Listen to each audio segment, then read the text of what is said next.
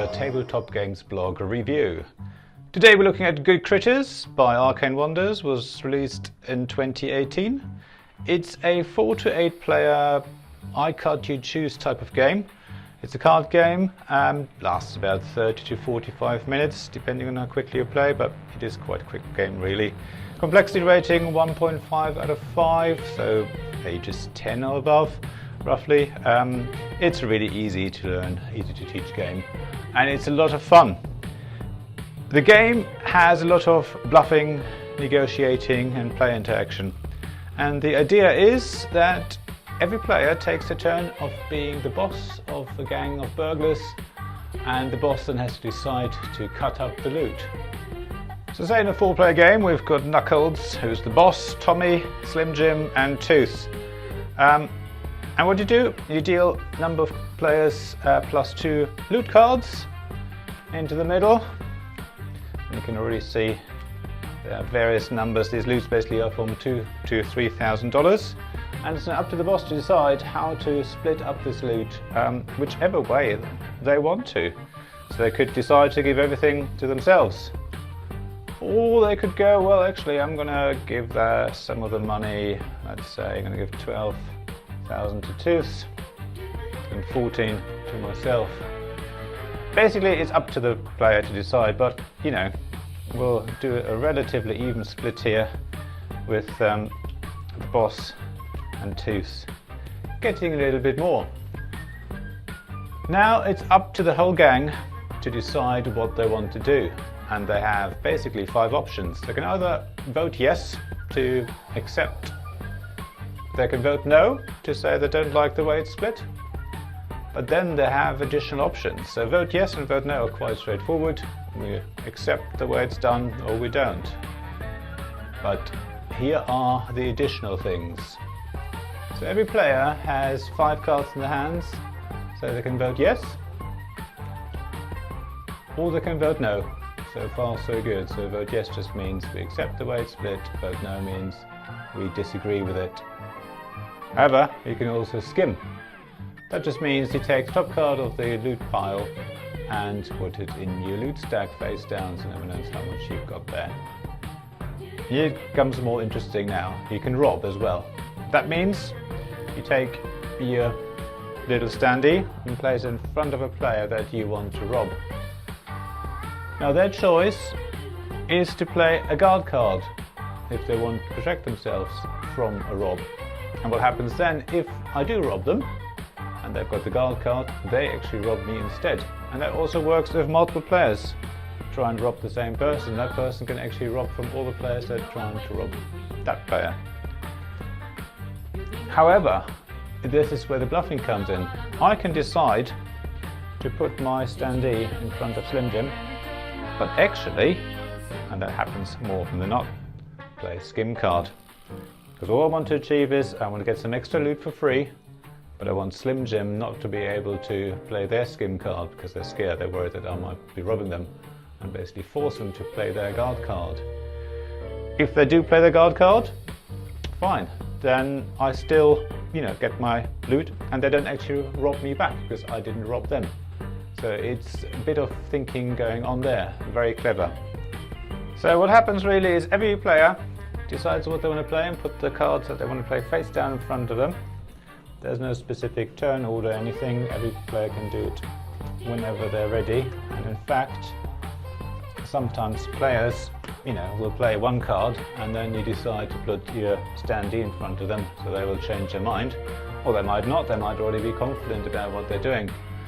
Once everyone is happy, everyone's placed a card face down from their 5 cards, all the cards get revealed in turn order, starting with the boss. So Knuckles has threatened to rob Slim Jim, but in fact has played the skim card. He takes the top card from the loot pile, puts it face down in front of him. That's his loot. Whatever happens next, that's his loot. Tommy, well, Tommy, also clever, doing the same thing, skimming. Again, a bit of extra loot there. Slim Jim, well, he got scared.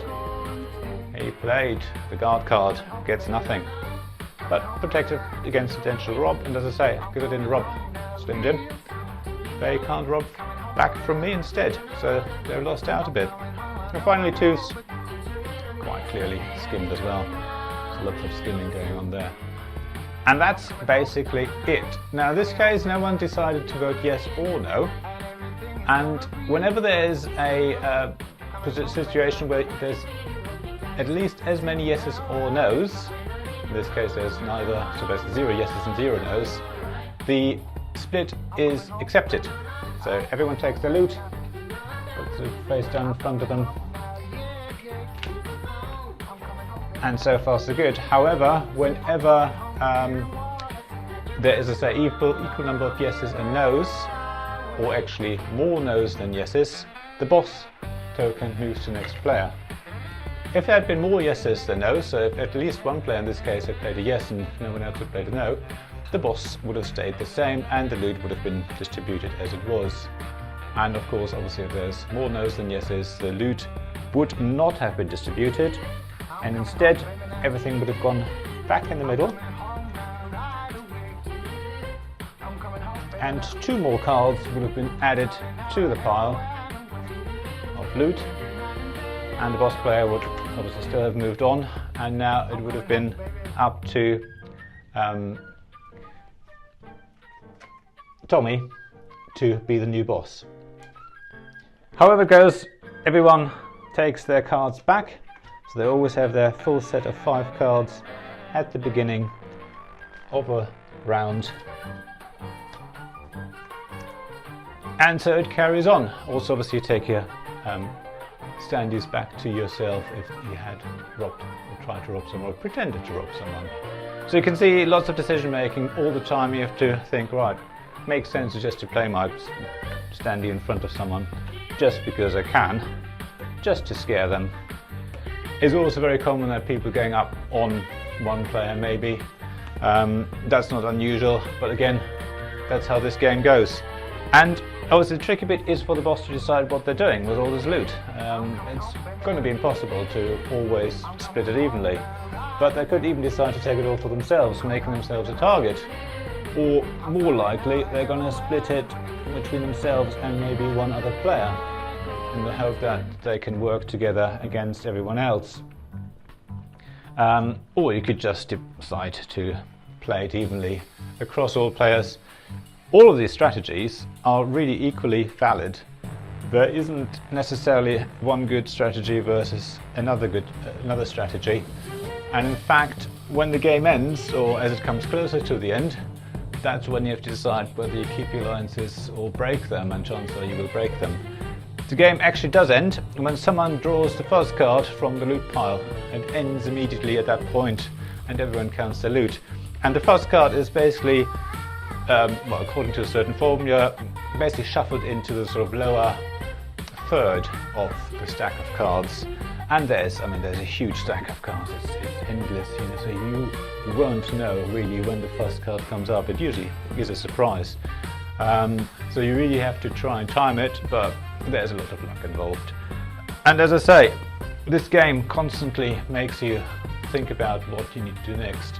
Are you going to guard yourself against a potential rob threat, or do you just ignore that because you know they're just bluffing and play a no card because people are getting up on you and you want to change the boss? Or do you play a skim card, which happens quite regularly? But if you think that's what people are doing, then of course you can try and attack them back with your own player token.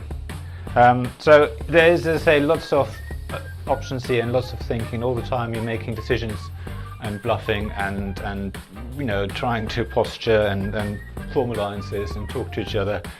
As I say, there's lots of player interaction. Going up on people is not unusual, but I must say it doesn't feel negative in this game because you expect it to. Everyone basically gangs up on everyone else, so it's quite normal. So even if you're a bit of a Care Bear player, I don't think you'll find this game too bad because it's sort of the normal. We're all gang up on each other. And of course, if you all get Care Bears, then you can just split the loot evenly. We won't be able to do it perfectly. So that's fine. So I don't think that is a problem, but obviously I might be corrected. So if you disagree, do put a comment in under this video in the comment section. Other than that, as I say, it's quite a lot of talking as well. But if you're not an outgoing player and you'd rather stay quiet and you don't like this all this sort of bluffing and talking and getting into character, then that's fine. You can literally simply just play a card, you're ready, done. Not a problem at all. It doesn't take away anything or add anything to it. It's really up to you how you feel. For some players, they really get into character and they pretend to be a rhinoceros or a crocodile or whatever they want to be, and a gangster, and put on the voice and do all that posturing and bluffing and going, oh yeah, I'm going to attack you now, and so it all happens, and it's great fun. It's we played a couple of times. It's something you can play quite quickly. You can learn very quickly. It's ideal to start off a game this evening or finish it off at the end. And it's definitely a gateway game, I would say. Maybe a little bit heavier than a complete easy gateway game, but it shouldn't take anyone too long to learn and get into it. So yeah, you can easily play with your friends, family, other people that might not be into tabletop games that much, and they will pick it up and enjoy it. Other than that, the game is definitely beautifully illustrated. You can look at all the characters here. They are, beautifully drawn. All the illustrations are great. The loot cards are beautiful as well. There's also different cards, different things, all lovely drawn. Absolutely gorgeous. I think that adds to the sort of cartoon feel about it. Sort of, I don't know, Roger Rabbit, that's what comes to mind for me. It's just gorgeous. And also the quality of the cards themselves, they're nice and thick, they shuffle really well. The standees are gorgeous as well, again, following the illustrations are quite thick. And so just having this huge heap of loot is just amazing. There is also additional options of playing with, I think they're called bribes. We haven't tried that yet. It just adds another element basically to the bluffing element, and making alliances by bribing people to vote in a certain way and all that sort of stuff. So this is Good Critters by Arcane Wonders. I can really recommend it. We had lots of laughs playing it, and played a couple of times and really enjoyed it. So if you get a chance to get a copy, I definitely recommend it. And that's all really. So if you like this video, as always, please subscribe, like and comment below. This review is also available on my blog. There's a link in the description below. Also check out my Twitter feed, my Patreon page and Ko-fi page. Again, links in the description. And that's all. Thanks very much for watching, and I hope to see you again soon.